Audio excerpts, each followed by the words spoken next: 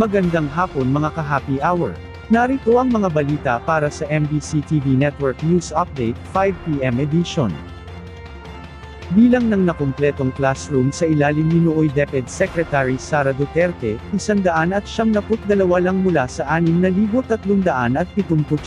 Batay sa 2023 audit report ng Department of Education, ang 192 classrooms na natapos ay katumbas lamang ng 3.01% ng pangkabuoang datos na dapat natapos na paaralan sa 6,379.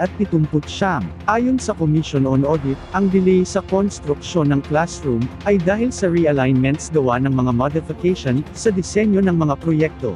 Sa ngayon, nasa 4,371 pang paaralan ang under construction, at 550 sa mga ito ay sasalang pa iba't ibang proseso ng procurement, sabi ng COA.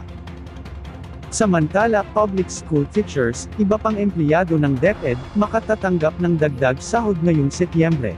Sa pagdinig sa 2025 budget ng DepEd, sinabi ni Education Undersecretary Annalyn Sevilla, na pinapayagan na ang release ng salary adjustment simula ngayong Setyembre.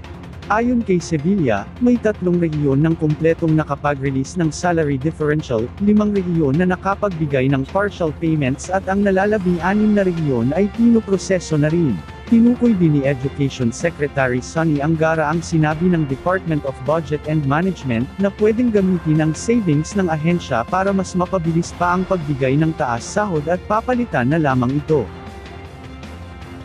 Para naman sa Metro Manila ngayon, bahagi ng M. Eusebio Avenue pansamantalang isasarado sa loob ng 8 araw.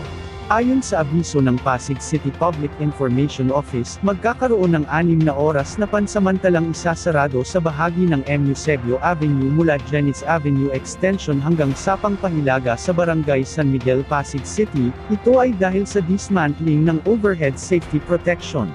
Ito ay matatagal ng nasabing abiso simula mamayang alas 10 ng gabi, hanggang matatagal sa susunod na Miyerkules, September 11, sa ganap na alas 4 ng umaga.